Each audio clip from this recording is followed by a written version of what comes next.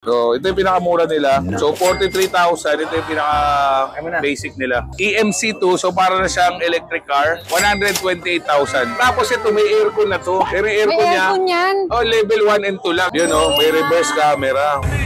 Oh, diba?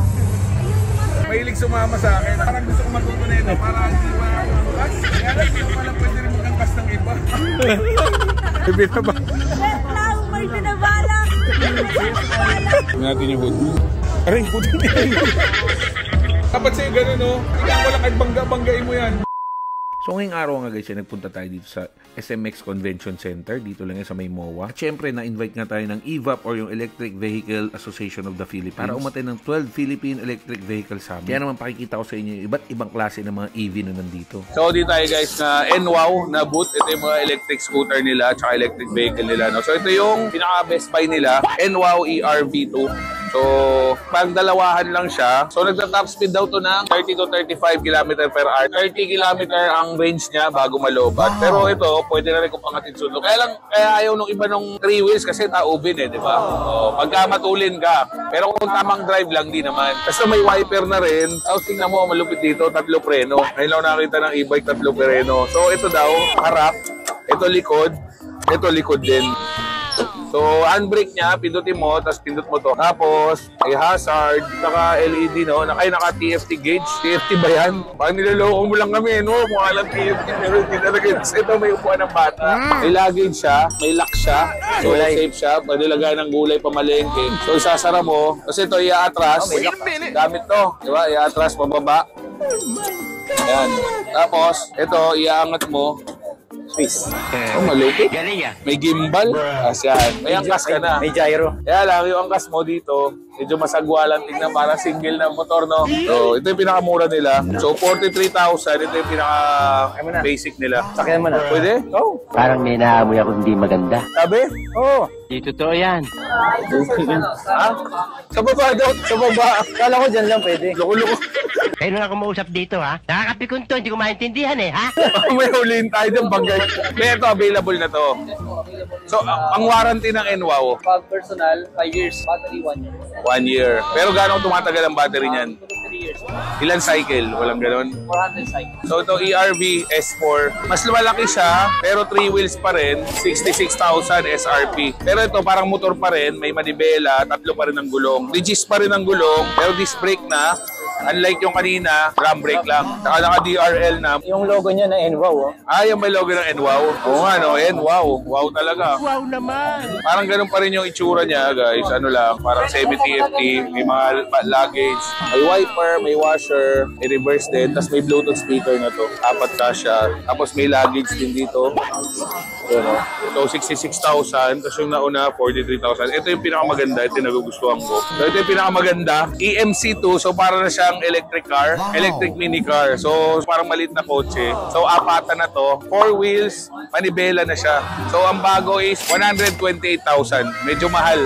Matugo na rin. Pero, pakita natin loob. Yung wiper niya, pang kotse na, no? May washer din yan. Testing natin, may tubig na rin daw yan. Yun, meron. May tubig na rin, di ba? Dumumi lang. Tapos ito, may aircon na to. Pero yung aircon niya, yan. oh, level 1 and 2 lang. Ito yung 1. Yan. Pan-driver lang. Tapos 2. Ito, do. Power steering to, power na, no? Pero magaan siya kasi maliit ang gulong, sobrang gaan. Manibela na to, yung mga signal light mo, parang kotse na. Signal light dito, signal dito, pati steering mo, pati wiper, headlight. Yun, naka-headlight pala yun. May DRL. Oh. May busina. Pwede bang palitan yung busina Pwede niyan? palitan ng busina to? O pwede yung mga pang-kotse, gano'n? Pwede? Kaya? Pwede siya, pero magpapalit ka ng converter. Kasi naka 60 volts to, i-convert ka na papunta 12 12 volts. Okay. O kaya, lagay ka ng i-separate na battery pang motor, pwede. Fully automatic transmission to. Tignan mo, may neutral, may drive, may sports, may reverse. Tapos, ito malupit yan. Pag ni-reverse mo, may backup camera. Yun, no? May reverse camera. Malupit, no? May speaker, may FM. Yan, Bluetooth mode. Tapos, Bluetooth pairing. Malupit. Malakas. May harap lang speaker, kuya. Baka makarating ako kung saan na ito pag ito gamit ko. Oo, ano? Ito, gano'n pag city driving. Hindi kasi yung Rivera, dahil nalito eh. Pero maganda, maganda siya, kaya lang mahal lang. Tapos volume dito. Pag sumagot ka telepono, pwede dito ha. May USB rin siya. Kaya lang 128,000. Makakabili na ako ng mga Corolla na second na nun, kuya. 5 years warranty sa major parts, chassis, charger, motor, tapos yung battery 1 year. So, ang battery na ito pag nasira, 12,400. So, swap mo yung luma mo sa kanila. So, available naman sa lahat ng NWOW na dealers, no? Yun nga lang yung susi, napakalaki na problema nyo dito, no? Tapos kailangan basta naka-helmet ka po. Yan yung mga premis nila. Magpasahero ka na, umalis Ba't ka yung na. iba yung susi nun, boss, mas maganda kaysa dito? Ito pa yung mahal ha. 10 kayo, sir. Maganda po sa tabi. Walang jeepney driver. So yan, sa mga interesado guys, punta kayo dito sa NWOW, hanapin yung mga NWOW store. So dami nila. Ito naman guys yung WSP na NWOW. So scooter siya, para siyang Vespa, no? Ang SRP nito is 43,800. Ang top speed nito is 45 to 50 km per hour. Tapos ang range niya bago malobat is 80 to 90 km bago malobat. Depende sa takbuhan. So sulit na sulit, sobrang mura. Pero ito hindi pa kailangan ng lisensya. So kahit walang lisensya, kahit walang rehistro, pwede to. Basta sa mga secondary road, bawal sa highway. So maganda rin susi niya, flip key rin. Parang susi ng Fortuner, no? Oo, di ba? Lakas makasa. Tapos naka-TFT rin siya. Actually dito TFT. Ano tawag dito? Ano tawag sa gauge nyo? Panel. LED panel, LED panel. Yung iba TFT panel, ito LED panel. Mas maganda to. Ang laki, ito mo yung signal light mo, napakalaki. So nakikita yung battery, yung speed 1, 2, 3. Tapos to park. Ayan yun. May high, may low, may signal light. Naka-center stand, so pwede natin i-gas. Ayun yung speed, oh. 32 kasi naka-speed 1 tayo, umiikot sa ilalim. Halimbawa, gusto kong tumulin, kahit naka-full throttle na ako, hindi ko kailangan uminto. I-click ko lang to. I-click ko lang to.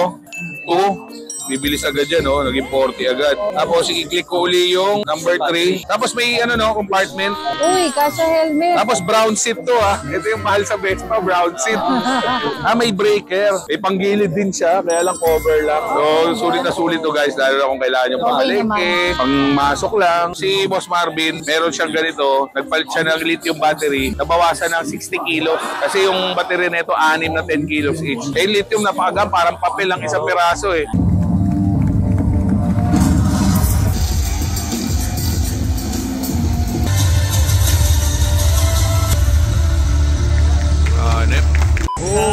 Pwede nakatayo.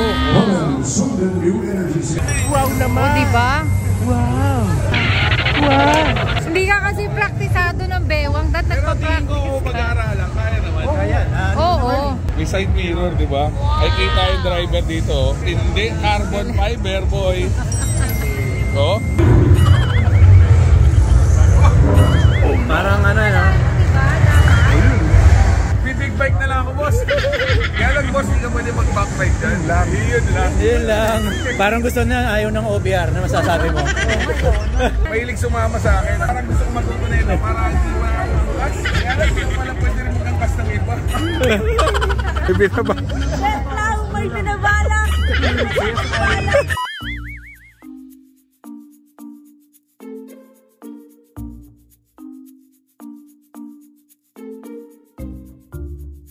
Natin yung hood.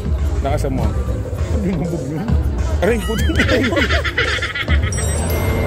Walang luggage to. Nandito yung motor. Motor niya nandito. Yung motor, yung hindi maintenance kaya sa nakasarado. So walang change oil, no nothing except the fluid. Fluid na. Wiper fluid and battery lang na. Battery lang na 12 volts. Siya di mag-charge.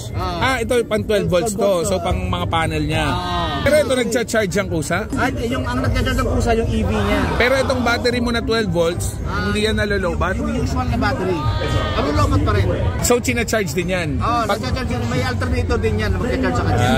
So pati battery 8 years. 8 years. Kasi sa iba yung battery 1 year lang. Yeah, the unit is 5 years. 5 years. Bumper to bumper. 200,000 kilometers. A few moments later. Ganito? Hindi ka marunong mag-drive. Bagay yun sa akin. Ano yung mabangga mo to, durog ka dyan. Dapat sa'yo gano'n, no? Ikaw wala kahit banggain mo yan. Ito kay Rambo. Wow naman. Kay Rambo ba to? Arnold Schwarzenegger. M-Hero. Yan sa'yo, para kahit magbangga-bangga ka. May M-Man, may An-Hero. Gag! Pa tayo dito nakita guys, grabe oh. May labubo sa likod. Yun oh. Napapalitan yan sir, napapalitan. MG to. MG. Baka talaga Marvin Glenn Chua. So ito naman sa isa sa electric car ng MG. Grabe, solid to guys. IML7. Para saan kaya to? Ito, autopilot. Radar niya. May radar siya guys, na detect niya lahat, pati yung mga naglalakad na tao sa labas. Ayun, ang daming tao dito. Kaya nakikita niya, marami na kaliwa. Ganun din sa kanan, nakikita niya. So meron siyang autopilot. TFT dito display. Grabe oh. 4 million to 5 million. Tapos mga estimate na kilometer per... natin nasa 625. 635 kilometer, isang full charge. Dapat dito talaga pag ganito sakya mo, mapakanta ka ng di na naka Honda Civic. Nasa top, naka spaceship. Grabe guys. 2.5 seconds, 0 to 100, mga ganun. Grabe. 725 Newton meter. Ito na yung future talaga, no? Sobrang luwag. Tingnan niya yung...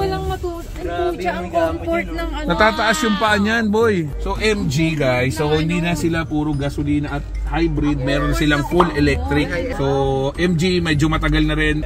Malamang di na, may camera pa dito. Grabe, ito yung kotse na may autopilot.